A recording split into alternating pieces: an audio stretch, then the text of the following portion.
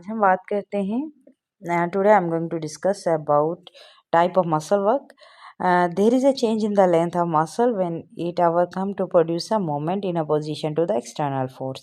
ठीक है, length change of length हो रही होती है जब मसल जो है वो मूवमेंट प्रोड्यूस करें in opposition with external force के, और जब वो वर्क कर रहे होते हैं ताकि वो रेजिस्ट करें मूवमेंट को प्रोड्यूस हुई हुई एक्सटर्नल फोर्स के जरिए से जो ग्रेजुअली ओवरकम कर रहे होते हैं.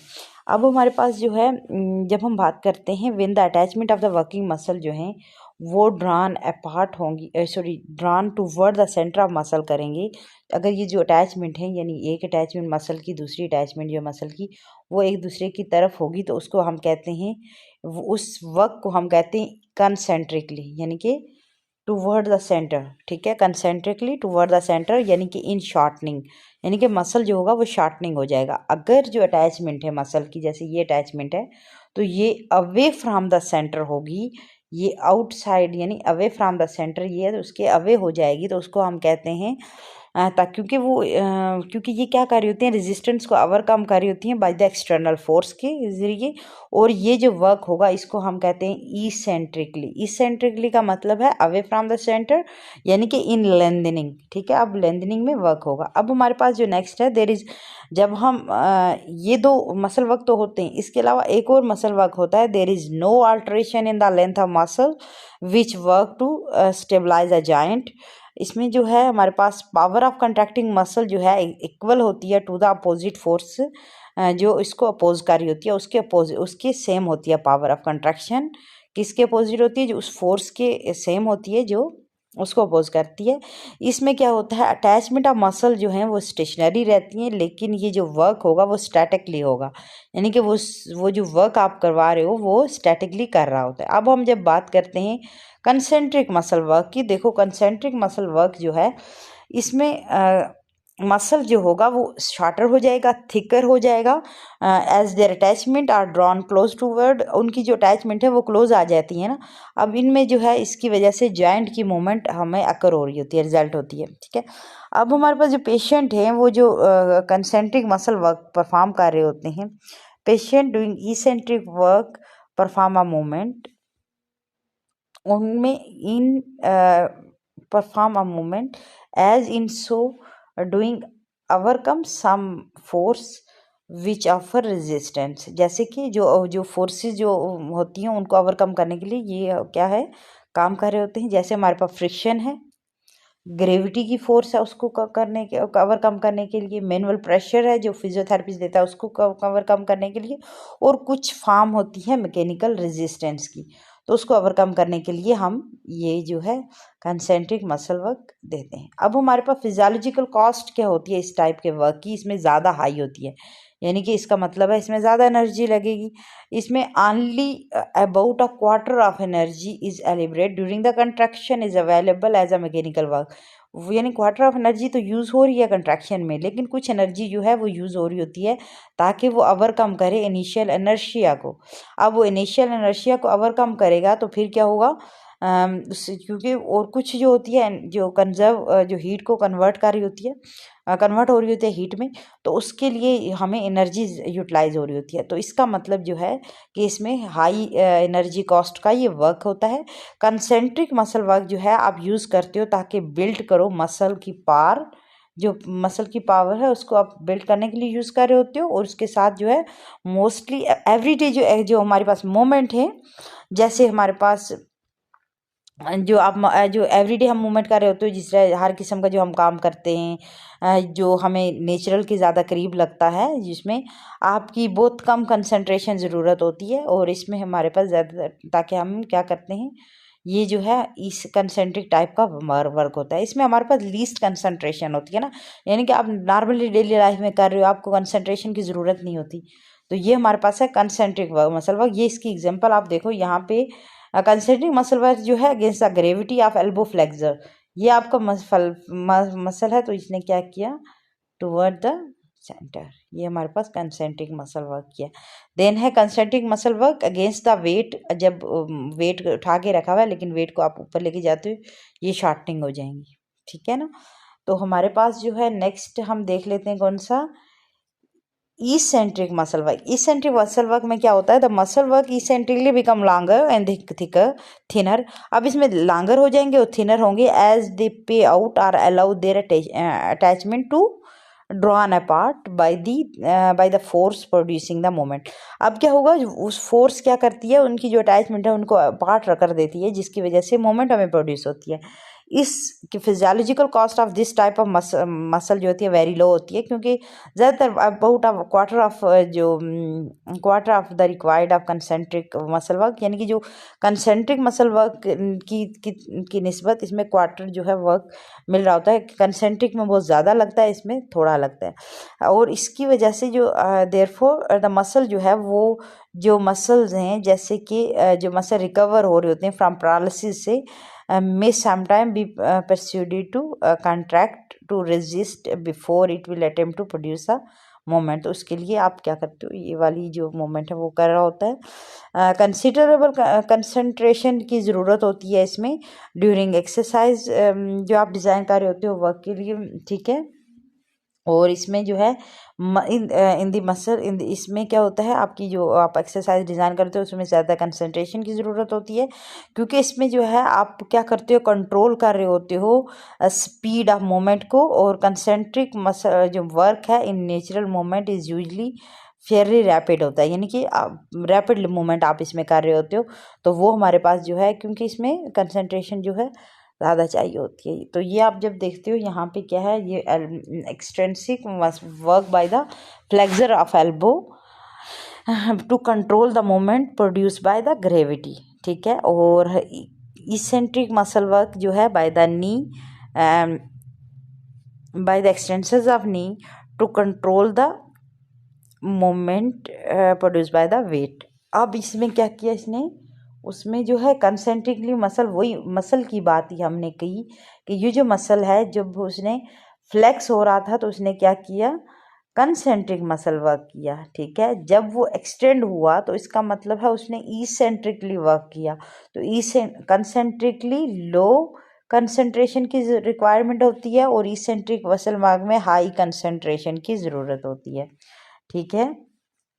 अब हमारे पास स्टैटिक मसल वर्क की जब हम बात करते हैं, the length of the muscle जो है वो रिमेन सेम होगी throughout the contraction and no movement result. इसकी वजह से हमारे पास मूवमेंट नहीं हो रही होती. स्टैटिक मसल वर्क जो है इज मोर इकोनॉमिकल होता है देन द जो हमने डिफरेंट टाइप पढ़ी उनसे जो है मोर इकोनॉमिकल होता है. बट इसमें फटीग जो होती है वो हो जाती है अगर आप काफ़ी लंबे अरसे तक रखते हो, तो फटीग का चांस होता है प्रोबेबली बिकॉज क्योंकि इसमें क्या होता है, हैंड्रेंस हो रही होती है किसकी, सर्कुलेशन की.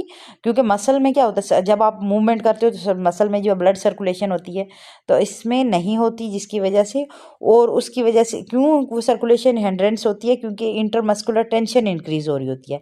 अब हमारे पास इंटरमिटेंट स्टैटिक कंट्रैक्शन अगर आप यूज़ करते हो, अगर आप इंटरमिटेंट स्टैटिक कंट्रैक्शन यूज़ करते हो in the treatment of weak muscle और व्हेन जॉइंट आर इमोबलाइज, जब जॉइंट मोबलाइज होंगे तो उसकी वजह से ये क्या कर रहा होता है, ये मेंटेन करके रखता है tone of the muscle passing over it, जो पास हो रहे होते हैं मसल, ठीक है, जो इमोबलाइज किया हुआ आपने जॉइंट को, तो उस जो मसल टोन है उसको आपने मेंटेन कर लेते हो किससे, बाय इंटरमिटिंग स्टैटिक कंट्रैक्शन से.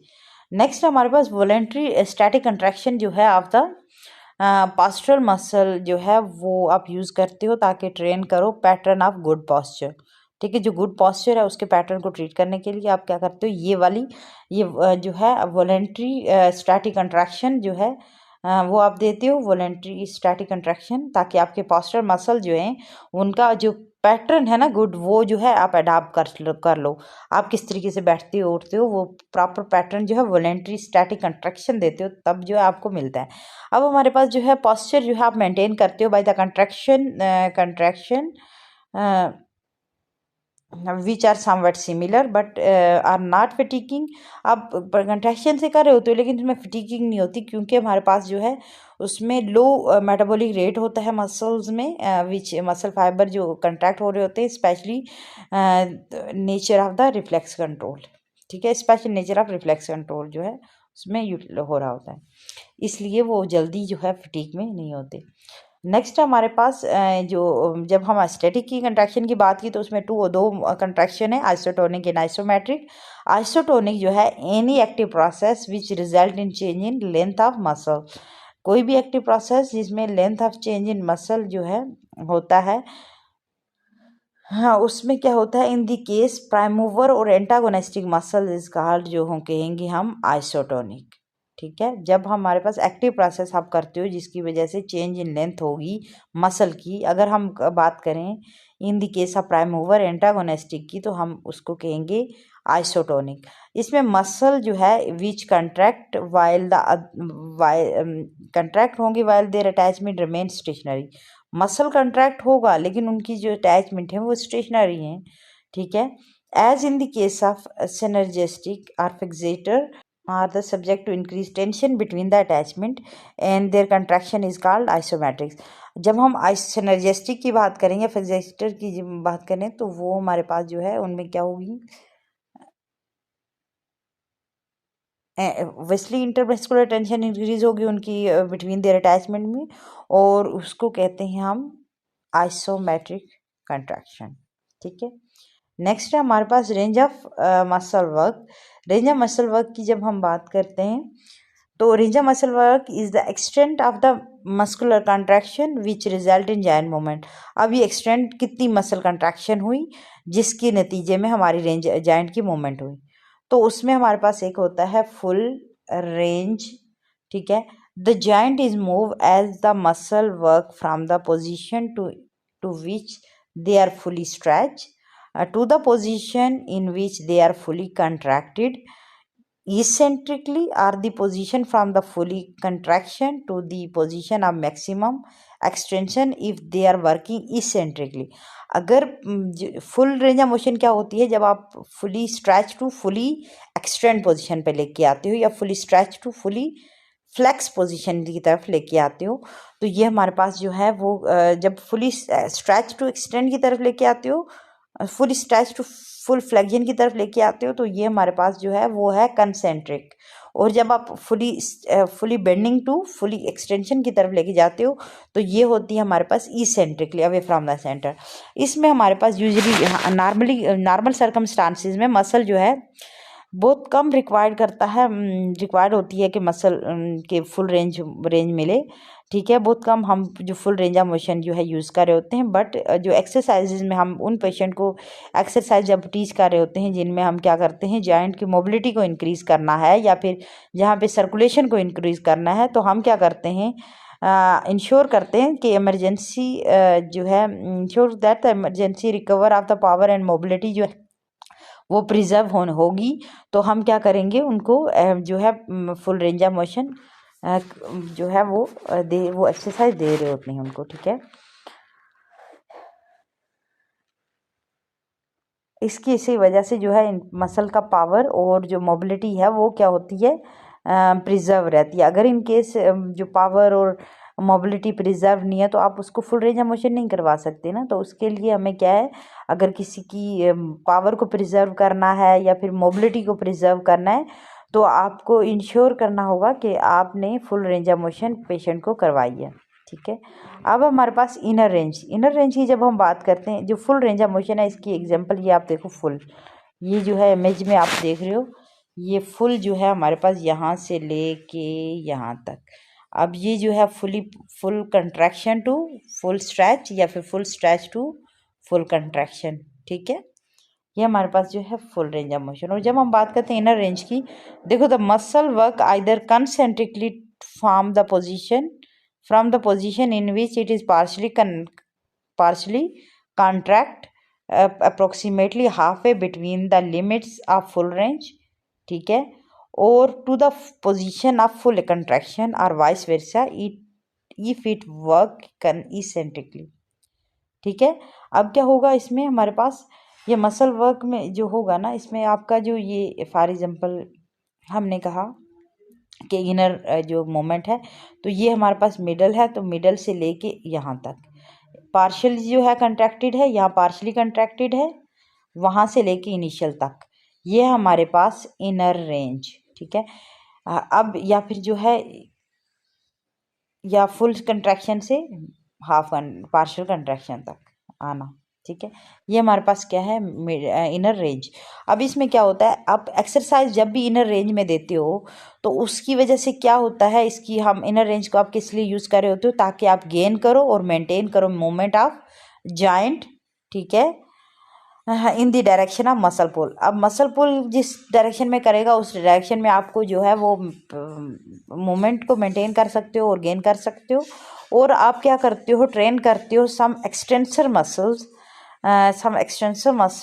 जो रिस्पॉन्सिबल होते हैं फॉर स्टेबलाइजिंग द जॉइंट। जो एक्सटेंसर मसल्स हैं उनको जो है टीच करने को, ट्रेनिंग करने के लिए आप क्या करते हो, ये वाली जो इनर रेंज ऑफ मोशन है वो देते हो। देन हमारे पास outer range of motion. Outer range of motion क्या होती है, आउटर रेंज ऑफ मोशन में जो मसल है वो वर्क करेगा concentrically from the position, from the position in which they are fully stretched to the position in which they are partially contracted। अब क्या होगा, वो क्या होगा, फुली स्ट्रेच होगा यहाँ से लेके, फिर वो आएगा half way to the middle, यानी हाफ जितना उसने पार्शली कंट्रैक्टेड है वहाँ तक आएगा, या फिर partially contracted to full stretch तक आएगा। ये वर्क जो है इसेंट्रिकली वर्क होता है, और इसमें जो ये रेंज आप यूज़ करते हो ताकि मसल को स्ट्रेंथन करो, उस वक्त आप ये देते हो। देना हमारे पास मिडल रेंज। मिडल रेंज में क्या होता है, ये मिडल रेंज होती है between the half of the full outer range and inner half of the outer range and inner half of the middle range। ठीक है, ये inner half of the outer range and inner half of the outer range, ये आप क्या करते हो, इसको patient को देते हो ताकि जो है इसमें जो मसल है वो ज़्यादा ना तो स्ट्रेच होगा ना फुली कंट्रैक्ट होगा। ये जो रेंज है आप मोस्टली एवरीडे के टास्क इसमें कर रहे होते हो, डिफरेंट, जैसे जनरली स्पीकिंग इसमें आप बहुत एफिशिएंट होते हो क्योंकि आपने एवरी डेली एक्टिविटी इसमें करनी होती है ना, इसलिए। देन हमारे पास एक्सरसाइज इन दिस रेंज जो है वो मेंटेन करके रखता है मसल टोन, क्योंकि आपको मसल टोन जो है वो मेंटेन करनी है तो आपने ये वाली जो है इनर जो रेंज है वो यूज़ करनी है। नॉर्मल पावर को मेंटेन करना है तब भी, और लेकिन हमारे पास फुल रेंज ऑफ मोशन इसमें अचीव नहीं होती, क्योंकि बस आपने फंक्शनल रेंज को अचीव करना है ना, आपने फंक्शनल मूवमेंट कर रहे हो, फंक्शनल एक्टिविटी को जो है वो यूटिलाइज कर रहे हो, तो हमें फुल रेंज ऑफ मोशन नहीं अचीव होती क्योंकि आपने एक स्पेसिफिक जो है वो पोर्शन पे वर्क कर रहे हो, इसलिए। नेक्स्ट है हमारे पास group action of the muscle. Muscle do not work singly, क्योंकि मसल जो हैं जब इकट्ठे अकेले काम कभी नहीं करते, वो हमेशा ग्रुप में काम कर रहे होते हैं। It is the harmonious working together with the several group which result in coordinated movement. अब क्या होता है, वो कोऑर्डिनेटेड मूवमेंट में वर्क करेंगे, जैसे कि हमारे पास प्राइम मूवर मसल एंटागोनिस्टिक जो है are the group which bring about the movement by their contraction. अब जो एगोनिस्टिक मसल है या प्राइम मूवर है वो क्या करेंगे, वो मूवमेंट करवाएंगे बाय देयर कंट्रैक्शन की वजह से। अब हमारे पास एगोनिस्टिक मसल जो है जो क्या कर रहे होते हैं, अपोज कर रहे होते हैं, अपोजिंग ग्रुप जो होता है वो क्या होंगे, वो रिलैक्स होगा या फिर लेन होगा progressively, so the movement is control but not impeded. अब वो मूवमेंट तो कंट्रोल कर रहा होता है लेकिन उसको रोक नहीं रहा होता। ठीक है, देन हमारे पास सिनर्जेस्टिक जो मसल्स हैं आप ये क्या करते हैं, वर्क कर रहे होते हैं या फिर रिलैक्स होते हैं, which work are relax to modify the action of prime mover. ठीक है, वर्क करेंगे या फिर रिलैक्स करवाएंगे टू द, ताकि वो मॉडिफाई करें action of prime mover muscles को, यानी कि अगर वो मॉडिफाई करेंगे, यानी कि वो मॉडिफाई करेंगे किस तरीके से, ये क्या कर रहे होते हैं, आल्टर कर रहे होते हैं डायरेक्शन ऑफ पोल को। अगर इन केस ऑफ, या फिर अगर हम प्राइम मूवर की बात करें तो अगर ये पास करें वन और मोर देन वन जॉइंट पे, तो ये क्या करते हैं, ये तो फिक्स कर रहे होते हैं या फिर मूव कर रहे होते हैं जॉइंट्स को, जो रिमेन जो एक्शन में है वो जो not required into this position which is more adventitious. ठीक है, अब ये क्या करता है, जॉइंट को मूव करवा रहा होता है, जो मेन एक्शन में काम करते हैं, जो required into the position which is more advantageous. अब क्या करता है वो, जैसे कि आपने मसल पुल देखा था, मसल पुल में आप क्या करते हो, देखते हो कि मसल पुल जो है मोर इफेक्टिव कब होती है, मसल पुल मोर इफेक्टिव कब होती है? जब जब मसल जो है वो 90 यानी कि 90 डिग्री के एंगल पे हो, ठीक है, तो उस वक्त मसल पुल जो है इफेक्टिव होती है। तो इसलिए जो है ये क्या कर रहे होते हैं, फिक्स कर रहे होते हैं, मूव कर रहे होते हैं जॉइंट को, ताकि जो है एक परफेक्ट पोजीशन बने, और वो मोस्ट एडवांटेजियस पोजीशन होगी, तो आपकी जो है आउटकम सही आएंगे मूवमेंट के। देन हमारे पास फिक्सेटर जो है are the number of muscle which work to steady the origin of the prime mover or the synergistic या prime mover की origin को जो है वो रख रहा होता है, स्टडी कर रहा होता है। और इन सब की एग्जांपल्स हम के हिसाब से देखते हैं कैसे वर्क करते हैं ये। तो फिक्स यहाँ पे हमारे पास एग्जांपल है इन्होंने दी हुई कि जो हमारे फ्लेक्सर्स ऑफ द फिंगर हैं, जब आप फिस्ट बनाते हो, मुट्ठी बनाते हो, तो फ्लेक्सर जो हैं वो उसके फिंगर के फ्लेक्सर जो हैं वो वर्क करते हैं प्राइम मूवर के तौर पे, ताकि मूवमेंट कर सकें, फ्लेक्शन कर सकें। और जो एंटागोनिस्टिक है, एक्सटेंसर्स ऑफ द फिंगर हैं, वो रिलैक्स होते हैं एक्सटेंसर। और इसके साथ जो हमारे पास एक्सटेंसर्स ऑफ द रिस्ट हैं, एक्सटेंसर्स ऑफ द रिस्ट जो हैं वो क्या करते हैं, सिनर्जिस्टिकली वर्क करते हैं, ताकि फिक्स किया जाए या फिर मूव किया जाए रिस्ट को into full extension, so that power of the flexor of the finger जो है, so that the power of the finger flexion जो है, जो आप which can also flex this joint, ठीक है। और ये जो है which is not divert this purpose, but आप वो क्या कर रहे होते हैं, increase as the extended the wrist joint act as a fulcrum direction. अब वो क्या कर रहे होते हैं, वो क्या करते हैं, मतलब एक्ट कर रहे होते हैं फल्क्रम के तौर पे, ताकि वो रिस्ट को एक्सटेंड कर सकें। देन हमारे पास the appropriate muscle of contraction और relaxation are conveyed to the muscle concern in any particular moment from the central nervous system. जो भी मसल्स है ना, वो उनको जो कंट्रैक्शन हो रही है, रिलैक्सेशन हो रही है, ये सब चीज़ें जो है वो ऑब्वियसली प्रॉपरली कन्वेड हो रही होती हैं from the central nervous system से, ठीक है। As it is a moment and not individual muscle और इवन ग्रुप ऑफ मसल जो which are represented in the cerebral cortex, जो ओबियसली रिप्रेजेंटेशन जो होती है इनकी सेरेब्रल कॉर्टेक्स में होती है। The important of the concentration on the movement rather than on the contraction of the specific muscle of the group. So in the re-education cannot be overemphasized. Furthermore क्योंकि हमारे पास जो मोमेंट है विच जो represent कर रही होती हैं are those which the patient are एक्टोमाइज, जो ऑब्वियसली जो एक्टोमाइज हुआ हुआ है पेशेंट, वो हमारी नेचुरल मोमेंट है, और तो वो हमारे पास प्राइम इम्पॉर्टेंस होती है उनकी ना, ठीक है। नेक्स्ट है हमारे पास two joint muscle. Two joint muscle में हमारे पास जो है वो ऐसे मसल्स होते हैं, most of the muscle group जो इंक्लूड होते हैं at least one which extend around more than one joint, यानी एक से दो जॉइंट से ज़्यादा में जो है वो क्या कर, एक जॉइंट या फिर एक जॉइंट से ज़्यादा जॉइंट को क्रॉस कर रहे होते हैं। दीज मसल जो है मोर अफेक्टेड होते हैं इन मूविंग वन जॉइंट, एक जॉइंट पे अफेक्टेड होते हैं जब they are stretch over the other. लेकिन as under this condition later the joint is use as a fulcrum, जो दूसरे जॉइंट को वो फल्क्रम के तौर पे यूज़ करते हैं। जब आप स्ट्रेचिंग कर रहे होते हैं मसल्स की, तो वो एक्ट कर रहे होते हैं कि वो एडिशनल स्टिमुलस दें टू द कंट्रैक्शन को, ठीक है। एग्जांपल इसकी ये है कि जो हमारे पास हैमस्ट्रिंग मसल्स हैं वो वर्क कर रहे हैं extensors flexors of the knee के तौर पे, और जो हिप जॉइंट है वो फ्लेक्स होना चाहिए या फिर भी फ्लेक्स होगा बाय द सिनर्जिस्टिक एक्शन के ज़रिए। अल्टरनेटिवली जब आप वर्क करो हैमस्ट्रिंग मसल्स को एज एक्सटेंसर्स के तौर पे आप हिप जॉइंट, तो नी जॉइंट जो है वो आप एक्सटेंड रखोगी या फिर एक्सटेंडेड रहेगा during the moment of hip extension, ठीक है। ये हमारे पास जो है वो कि किस तरीके से two joint muscle group act करते हैं, इसको हम कहते हैं active insufficiency and passive insufficiency, ठीक है। देन हमारे पास group movement of the joint.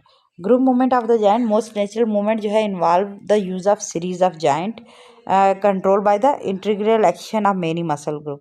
Different muscle group जो है वो इंटीग्रेटेड एक्शन कर रहे होते हैं और कंट्रोल कर रहे होते हैं। The control of this movement जो है मे बी वॉलंटरी भी हो सकती है, कंसाइज भी है, many instance it is unconscious भी हो सकती है, और रिफ्लेक्स इन करेक्टर भी होती है, और ये कंट्रोल होती है फ्रॉम द बेसल गैंग्लियन से कंट्रोल हो रही होती है, और reflex centre in the spinal cord से होती है।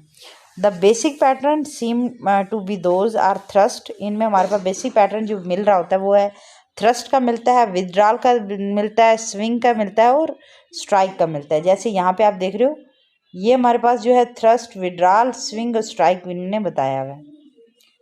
ये देखो आपके पास एक ये थ्रस्ट है, एक ये स्विंग है, विदड्रॉल और थ्रस्ट, ये तीनों पैटर्न जो है आप इस इमेज में देख सकते हो।